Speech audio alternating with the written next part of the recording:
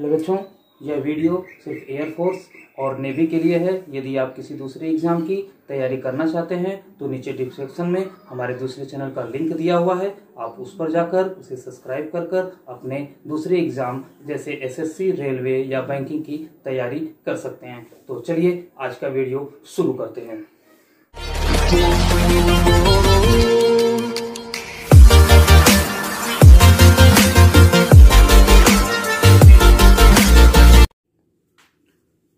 Hello students, आज एक बार आपका फिर से स्वागत है आपके अपने यूट्यूब चैनल में।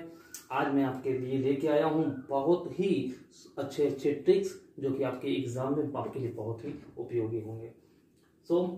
आज मैं आपके सामने लेके आया हूँ रेलगाड़ी संबंधी प्रश्न। इसके पहले मैंने आपको परसेंटेज के 5 पार्ट्स बताए थे, उसी तरह से मैं आज आपके सामने रेलगाड़ी संबंधी प्रश्न का फर्स्ट पार्ट लेके आया हूँ। देखिए, सबसे बड़ी चीज है कि चाल रेलगाड़ी में चाल, गति, दूरी, ये 3 चीजें मेन होती हैं जो कि आप सामान्य रूप से छोटे छोटे क्लासों में पढ़ चुके हैं। तो उनके बेसिक चीजों को जिसको कि आप जानते हैं, उसके बाद भी मैं आपको एक बार फिर से उसकी रिवीजन करा दे रहा हूं। जैसे कि गति यानी चाल बराबर होता है दूरी बटा के समय, समय बराबर होता है दूरी बटा के चाल, और दूरी बराबर होती है चाल गुणित समय। ये आप छोटे से क्लासों से अभी तक मतलब सीखते ही आए हैं, लेकिन एक बार फिर मैं, चूंकि इन तीनों फार्मूलों का आपकी इस आने वाले क्वेश्चन में बहुत ही ज्यादा महत्व है, इसलिए रिवीजन करा दिया। तो आइए पहले हम रेलगाड़ी से संबंधित क्वेश्चन के बेसिक कॉन्सेप्ट को पढ़ते हैं। देखिए, बेसिक कॉन्सेप्ट में जो नंबर 1 है मेरा, कि जब ट्रेन किसी बिजली का खंभा, सिग्नल पोस्ट या आदमी को पार करती है तो इनको पार करने में ट्रेन द्वारा तय की गई दूरी क्या होती है? तो इसमें ट्रेन द्वारा तय की गई दूरी होती है ट्रेन की लंबाई। दूसरा, जब ट्रेन किसी प्लेटफार्म, गुफा, पुल आदि को पार करती है तो ट्रेन की जो तय की गई दूरी होती है वह कहलाता है ट्रेन की लंबाई प्लस जो क्वेश्चन में प्लेटफार्म की लंबाई दी हो, गुफा की लंबाई दी हो या पुल की लंबाई हो, उसे ट्रेन की लंबाई में जब हम ऐड कर देते हैं तो वो होता है ट्रेन द्वारा चली गई दूरी, और उस बेस पर हम आगे के क्वेश्चन को सॉल्व करते हैं। इसके बाद मैं जो आपके इस ट्रिक को लेके आया हूं, इस ट्रिक के अंतर्गत कुछ छोटी छोटी चीजें हैं जो कि आपके क्वेश्चन में आपको काफी सहायक होंगी। जैसे कि जिससे पहले दिया है कि दूरी का जवाब मीटर में, गति का जवाब किलोमीटर प्रति घंटा में, तथा समय का जवाब हमेशा सेकेंड में देते हैं। वो भी कब? जबकि प्रश्न में कोई खास यानी कि कोई अलग से ऑप्शन अगर न दिया हो तो मुख्य रूप से इन्हीं चीजों का प्रयोग किया जाता है। इसके बाद जो बहुत ही इंपॉर्टेंट चीज है वो है मीटर प्रति सेकेंड को किलो घंटा में अगर बदलना है, किलोमीटर प्रति आवर में अगर चेंज करना हो तो मीटर प्रति सेकेंड में 18/5 यानी कि 18/5 से गुणा मल्टीप्लाई कर देते हैं। और अगर किलोमीटर प्रति घंटा को मीटर प्रति सेकेंड में चेंज करना हो तो हम किलो घंटा में यानी कि किलोमीटर पर आवर में 5/18 से गुणा कर देते हैं। तो आइए पहले हम इस बेस पे एक क्वेश्चन को सॉल्व करते हैं। देखिए, जैसा कि मेरा पहला प्रश्न है, 250 मीटर एक लंबी ट्रेन है। 250 मीटर एक लंबी ट्रेन एक बिजली के खंभे को 15 सेकेंड में पार करती है, तो ट्रेन की गति बताइए। तो ट्रेन की गति क्या होती है? सपोज यहाँ पर देखिए, ये है एक खंभा और ट्रेन यहाँ से चल रही है, ये ध्यान दीजिए यहाँ पर आई। तो क्या आप बताइए, ट्रेन की सिर्फ अगर इंजन पार हो जाए, सिर्फ अगर ट्रेन का इंजन पार हो जाए तो क्या ट्रेन इस खंभे को पार हो गई? नहीं।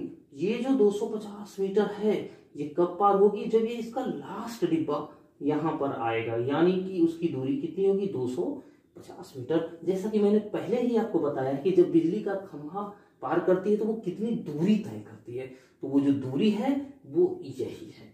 तो आपको दूरी का पता चल गया, आपको समय दिया हुआ है 15 सेकेंड, और हमें क्या निकालना है? उसकी गति।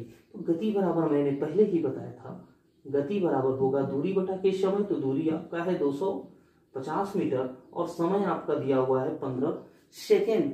और अभी मैंने आपको बताया है कि अगर 5×3 15, 5×5 यानी कि 50/3, ये आपका आंसर आया मीटर प्रति सेकेंड। अगर ऑप्शन में मीटर प्रति सेकेंड दिया हो तो आपका आंसर ये होगा। लेकिन अगर आपका आंसर किलोमीटर प्रति घंटा में दिया हो तो आप इसे तुरंत कन्वर्ट करेंगे 50/3 गुणते 18/5, 3 एकम 3, 3 छक 18, 5 एकम 5, 5 दहा 50 और 10 छक्का 60 किलोमीटर प्रति घंटा।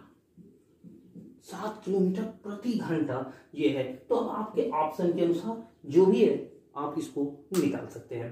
तो चलिए अब आपको हम अपने दूसरे ट्रिक के बारे में बताते हैं।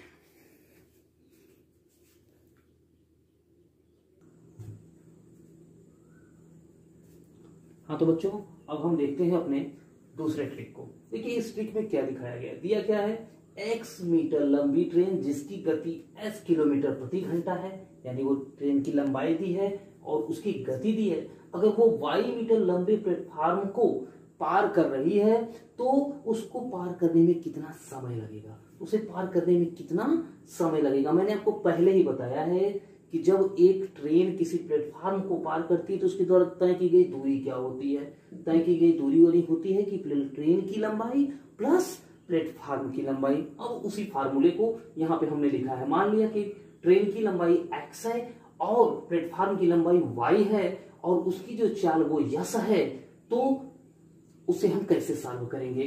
तो आइए अब इस क्वेश्चन को हम मतलब इस फार्मूले को एक क्वेश्चन के माध्यम से देखते। दिया क्या है, 160 मीटर लंबी ट्रेन है जिसकी गति 54 किलोमीटर प्रति घंटा है, 54 किलोमीटर पर हावर है। वो 200 मीटर लंबे एक प्लेटफार्म को कितने समय में पार करेगी। तो यहाँ पे आप सीधे सीधे देख रहे हैं कि आपका x हो गया 160, आपका y हो गया 200, s हो गया 54। हम सीधे सीधे फार्मूले पे रखते हैं तो 160 प्लस 200 अपान s इंटू, यानी s हमारा कितना है 54 इंटू 5 अपान 18। जैसा कि मैं पहले ही बताया हूं कि किलोमीटर को अगर सेकेंड में चेंज करना है तो 5 अपान 18 से मल्टीप्लाई कर देंगे। 18 1 जा 18, 18 3 जा 54। अब हमारा ये हो जाएगा, ऊपर होगा 360 अपान 5 3 जा 15, काटने पे 15 2 जा 30 एंड 15 4 जा आपका आ जाएगा सीधे सीधे 24 सेकेंड्स। यानी कि 160 मीटर लंबी ट्रेन जो 54 किलोमीटर प्रति घंटा की चाल से चल रही है, 200 मीटर लंबे प्लेटफॉर्म को पार करने में कितना समय लेगी, तो 24 सेकेंड्स लेगी। तो ये बात आपको समझ में आ गई। अब हम इसके ही ठीक सेम यही है, लेकिन क्वेश्चन को थोड़ा सा डिफरेंस है, इसलिए आपको थोड़ा सा ध्यान देना होगा कि उस क्वेश्चन में क्या पूछ रहा है, जो कि हम अगले ट्रिक में आपको बताएंगे। देखिएगा इस ट्रिक में क्या दिया है, x मीटर लंबी ट्रेन की लंबाई दी हुई है और वह y मीटर लंबी प्लेटफार्म को t सेकेंड में, यानी कि समय दिया गया है t सेकेंड में पार करती है। तो ट्रेन की गति क्या होती है, इस ट्रिक द्वारा हम उसे बहुत ही आसानी से निकाल सकते हैं। आइए एक क्वेश्चन के माध्यम से इस क्वेश्चन को भी देखते हैं।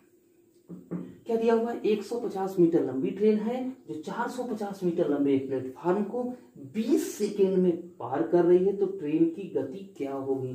फार्मूले के अनुसार पहले हम दूरी x और y, तो x हमारा 150 प्लस 450 हमारा प्लेटफार्म का हो गया, ये हुआ अपन t कितना समय ले रही है 20 इंटू 18 अपन 5। सीधे सीधे हम सॉल्व करेंगे तो ये ऊपर हो जाएगा 0 5 5 10 होगा 600 अपन 20 इंटू 18 अपन 5। ये 0 से 0 गया, 2 3 जा 6 30, 5 1 जा 5 और 5 6 जा 30। अब 18 है, 18 6 जा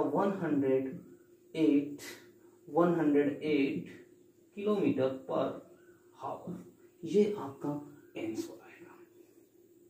तो इस तरह से आप देख रहे हैं कि इस छोटे छोटे फार्मूले द्वारा आप बड़े बड़े अच्छे अच्छे क्वेश्चनों को कुछ सेकेंडों में सॉल्व करते हैं। तो आज के लिए इतना ही। इसे आप जरूर एक बार अपनी कॉपी पर कुछ क्वेश्चनों को लीजिए, आपके पास जरूर प्रैक्टिस बुकें होंगी, उस प्रैक्टिस बुक को लीजिए और उस पर दिए गए ऐसे क्वेश्चनों को सॉल्व कीजिए। अगर उसके बाद भी अगर आपको कोई परेशानी आती है तो आप जरूर कमेंट बॉक्स में हमें लिखें कि हमें ये तकलीफ हो रही है, कृपया आप उन्हें बताने का कष्ट करें। तो मैं अपनी तरफ से पूरी कोशिश करूंगा कि वो तकलीफ आपकी दूर हो जाए। तो आज के लिए मेरे बच्चों बस इतना ही। अगर आपको आज का वीडियो मुझे पसंद आया हो तो जरूर मेरे चैनल को सब्सक्राइब करें, ताकि आने वाला जो भी वीडियो है उसका नोटिफिकेशन आपको पहले से एक्स्ट्रा में मिल जाए और आपको ज्यादा दिक्कत न हो। धन्यवाद।